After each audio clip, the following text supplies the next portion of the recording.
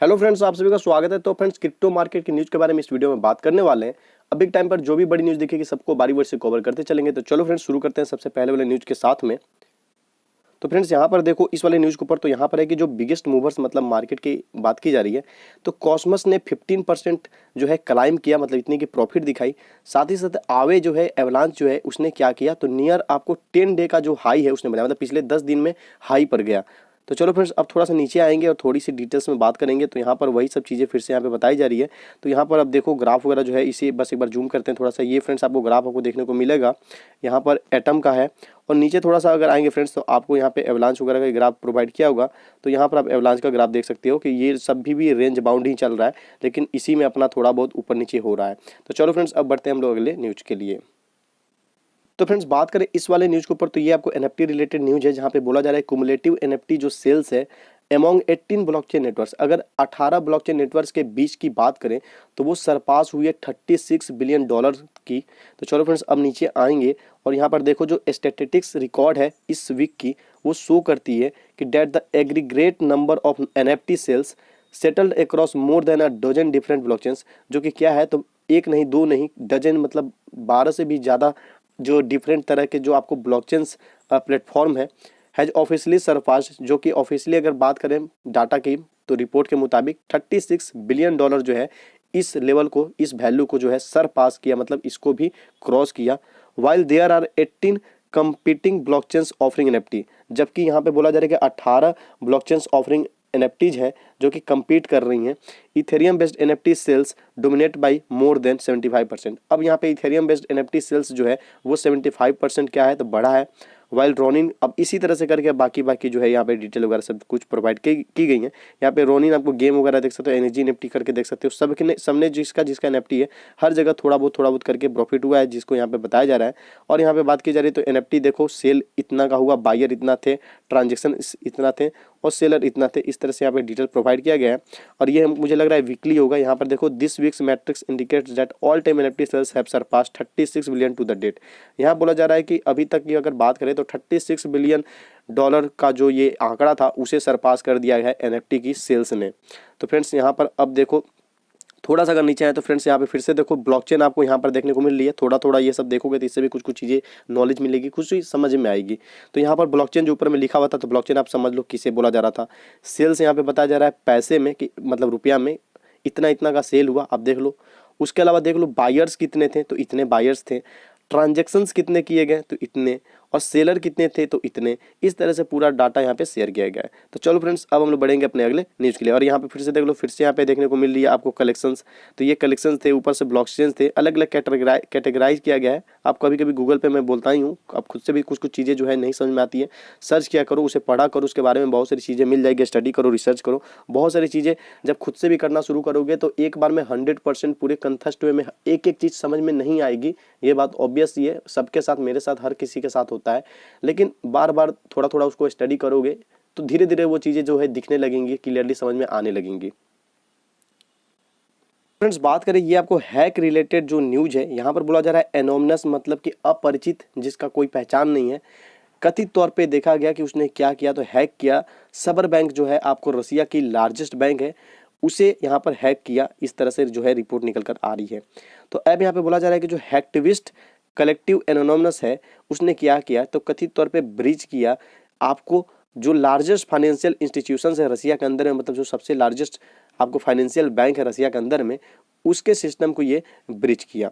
The attackers announce, जो attacker है उन्होंने अनाउंस किया सोशल मीडिया पे, they have published thousands of emails, phone numbers and address. तो उन्होंने, जो अटैकर्स हैं, मतलब जो हैकर्स है, अनाउंस करते हुए बोला कि हमने क्या किया है, तो सोशल मीडिया के ऊपर में पब्लिश कर दिया है आपको thousands of emails, phone numbers and addresses. तो फ्रेंड्स, यहाँ पर जो डाटा वगैरह है शायद उसे इन्होंने लीक करने की बात की है।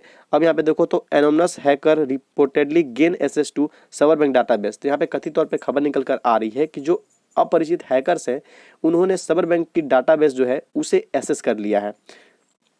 अब यहाँ पे देखो तो decentralized hacking group Anonymous claims to have hacked Sabre bank और Twitter account associated with the collective your Anon one announce the attack earlier this week. तो फ्रेंड्स, यहाँ पर बोला जा रहा है कि एक ट्विटर अकाउंट जो एसोसिएटेड पाया जा रहा है कलेक्टिव से, जैसे कि @YourAnon1, इन्होंने अनाउंस किया था इस अटैक के बारे में अर्लियर दिस वीक, मतलब इस सप्ताह के शुरुआती में ही इन्होंने अनाउंस किया था।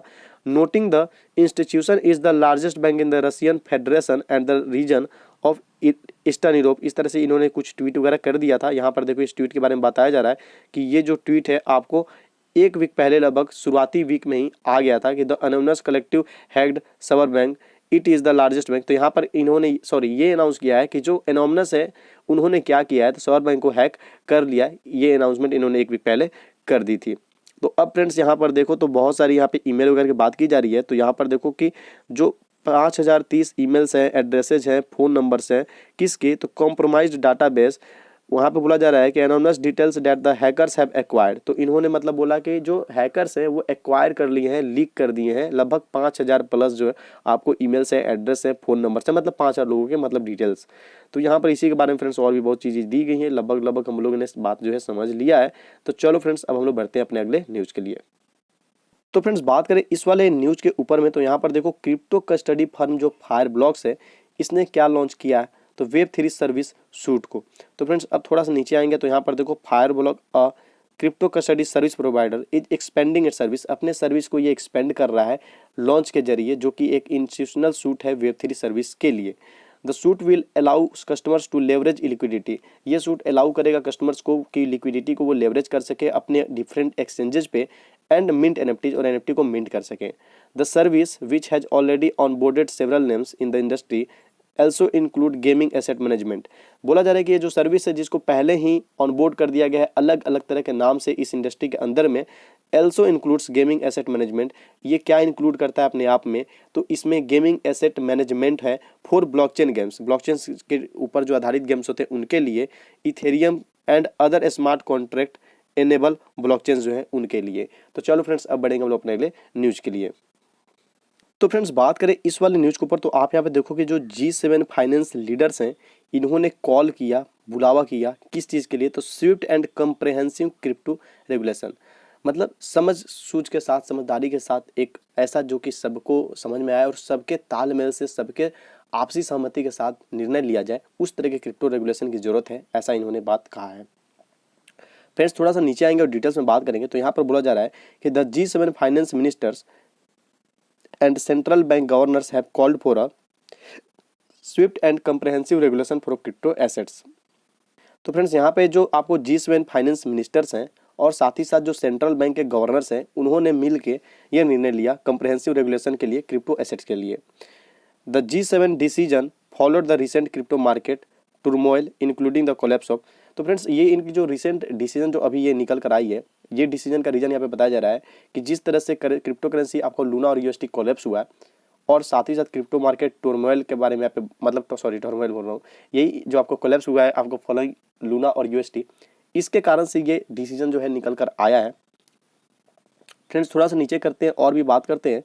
तो यहाँ पर देखो the finance minister and central bank governors from the group of G7, जो कि G7 ग्रुप से बिलोंग करते हैं, इन्होंने क्या बोला, तो जर्मनी के इस जगह पे आपको मई 18 से 20 के बीच में ये बातें जो है बोली हैं। Among the topics they discussed was the regulations of crypto assets, जो भी इन्होंने टॉपिक डिस्कस किए वो थे आपको क्रिप्टो एसेट्स को रेगुलेशन को लेकर। Following the recent market turmoil, अभी का जो मार्केट का कंडीशन, जो अभी का मार्केट का सिनारियो बना हुआ है, साथ ही साथ जिस तरह से लूना और आपको स्टेबल कॉइन जो यूएसटी थी वो कोलैप्स की, इन सभी को देखते हुए इन्होंने ये डिसीजन ली है।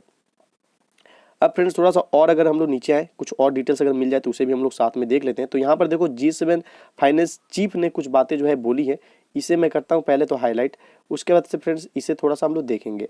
तो यहाँ पर बोला गया in light of the recent turmoil, वही कि क्रिप्टो एसेट मार्केट में जो हाल फिलहाल में जिस तरह से सिनारियो बना है, जिस तरह से सब चीज़ चल रहा है, the G7 urges the FSB, उन्होंने FSB से अर्ज किया to advance the swift development and implementation of consistent and comprehensive regulation, कि जो स्विफ्ट डेवलपमेंट और एक तरह की जो कंसिस्टेंट कंप्रहेंसिव जो इम्प्लीमेंटेशन होनी चाहिए रेगुलेशन को लेकर, एक ऐसी रेगुलेशन पर हम लोगों को काम करनी चाहिए जो कि आपसी रजामंदी से बनी हो, सबकी सूझबूझ से बनी हो और सबको अच्छे से समझ में आए। उस पर हम लोगों को काम जोर शोर से करने की जरूरत है, मतलब उसे और अब अच्छे से बढ़ाने की जरूरत है। साथ ही साथ उस पर कंसिस्टेंट होने की जरूरत है, मतलब लगातार उस पर काम करने की जरूरत है, और तब जाके एक समझदारी भरा रेगुलेशन जो है उसे इम्प्लीमेंट करने की जरूरत है क्रिप्टो एसेट पर। अब यहाँ पे देखो क्रिप्टो एसेट इशूअर्स पर और सर्विस प्रोवाइडर पर, मतलब कि जो रेगुलेशन होगी वो क्रिप्टो एसेट के इशूअर्स पे होगी और यहाँ तक कि सर्विस जो प्रोवाइडर्स है उन पे होगी। तो इस तरह से इनका बुलावा है कि हम सभी मिलजुल के इस पर जल्दी से जल्दी काम करें। जिस तरह से क्रिप्टो मार्केट का अभी का समय चल रहा है और जिस तरह से लूना और यूएसडी कोलैप्स हुआ, तो फ्रेंड्स इस वाले को मैं हाईलाइट करता हूँ और लगभग सारी चीजें हम लोग समझ चुके हैं। आई होप आपको वीडियो जरूर अच्छी लगी होगी, तो प्लीज लाइक करना, चैनल पर नए हो तो सब्सक्राइब करना। मिलते हैं अपने नेक्स्ट वीडियो में।